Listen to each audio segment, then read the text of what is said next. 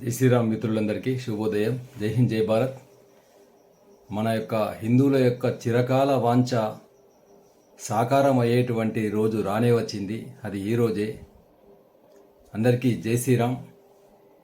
మరి అయోధ్యలో మన యొక్క ఆరాధ్య దైవమైనటువంటి రాముని యొక్క ప్రాణ ప్రతిష్ఠ జరగబోతోంది.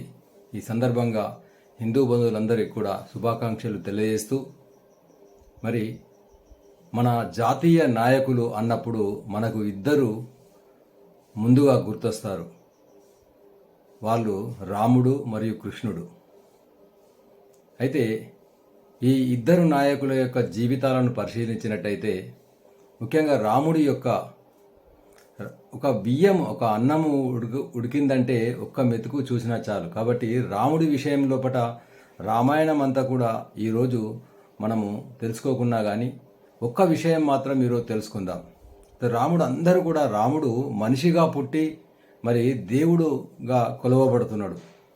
అసలు ఏం చేశాడు రాముడు అనేటువంటి విషయంలో ఒకే ఒక్క సంఘటన గుర్తు చేసుకుందాం ఈరోజు.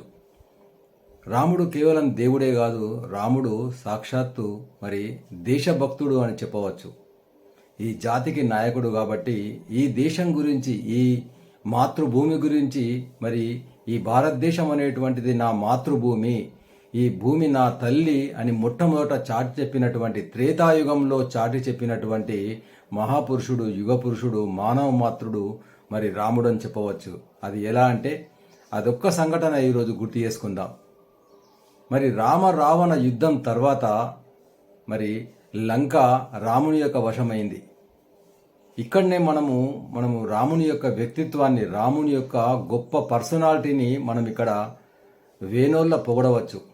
చూడండి, ఏదైనా రాజ్యం తన వశమైనప్పుడు ఎవరైనా కానీ ఆ రాజ్యం తన వశమవుతుంది, తానే రాజుగా వెలుగొంతాడు, తన వశం చేసుకుంటాడు. కానీ రాముడు అటువంటి పదవీకాంక్ష లేనటువంటి గొప్ప మనిషి అనేటువంటిది ఇక్కడ ఈ సంఘటన ద్వారా నిరూపించబడ్డది.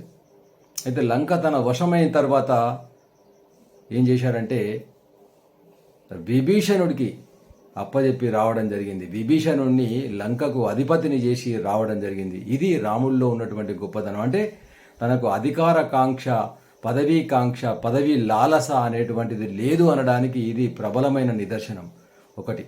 రెండవది అంటే ఇక్కడ తన మాతృభూమి పట్ల ప్రేమ కూడా కురిపించాడు. నా తల్లే గొప్పదనేటువంటి, నాకు అధికారం అవసరం లేదు, లంక రాజ్యాన్ని జయించినా కానీ నాకు అవసరం లేదు అనేటువంటిది ఇక్కడ చెప్పబడింది. ఇంకొకటి ఏంటంటే ఇక్కడ రావణ యుద్ధం ముగిసిన తర్వాత లక్ష్మణుడు, రాముడి తమ్ముడైనటువంటి లక్ష్మణుడు, మనం ఏమంటామంటే లంక అంటే సువర్ణమయంతో కూడుకున్నటువంటిది, బంగారు లంక అని అంటాం, సువర్ణ లంక అంటాం. అంటే బంగారు మేడలతోటి అక్కడ ఉన్నటువంటి భవనాలు కానీ మొత్తం బంగారు వజ్ర వైడూర్యాలతోటి నిర్మించబడ్డది. ఆ సువర్ణమయమైనటువంటి లంకను చూసి లక్ష్మణుడు ఏమంటాడంటే, రామ అన్నయ్య, అయోధ్యలో ఏముంది, అక్కడ పేదరికము, పూరి గుడిసెలు, మరి ఇక్కడైతే ఇంత వైభోగంగా ఈ బంగారు మేడల లోపల వైభోగంగా నివసించవచ్చు, హాయిగా ఉండవచ్చు అని లక్ష్మణుడు అనడం జరుగుతుంది. అప్పుడు రాముడు అన్నటువంటి మాటనే మనం ఈరోజు మనందరి యొక్క కులమానం కావాలి, మనందరి యొక్క అది ఒక ఆదర్శం కావాలి. రాముడు ఏం చెప్పాడంటే, అపిస్వర్ణ మయీ లంక నమే లక్ష్మణ రోచతే జననీ జన్మ భూమిశ్చ స్వర్గాదపి గరీయసి అని చెప్పాడు.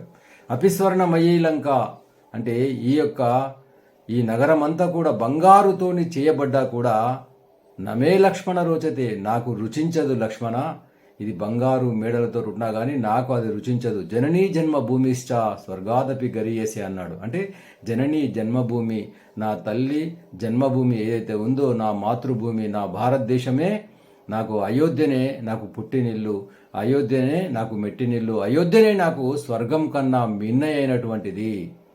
జననీ జన్మ భూమిశ్చ స్వర్గాదపి గరీయసి అంటే స్వర్గము కన్నా గొప్పనైనటువంటిది అని చాటి చెప్పినటువంటి మహానుభావుడు, అది కూడా త్రేతాయుగంలో లక్షల సంవత్సరాల క్రితం.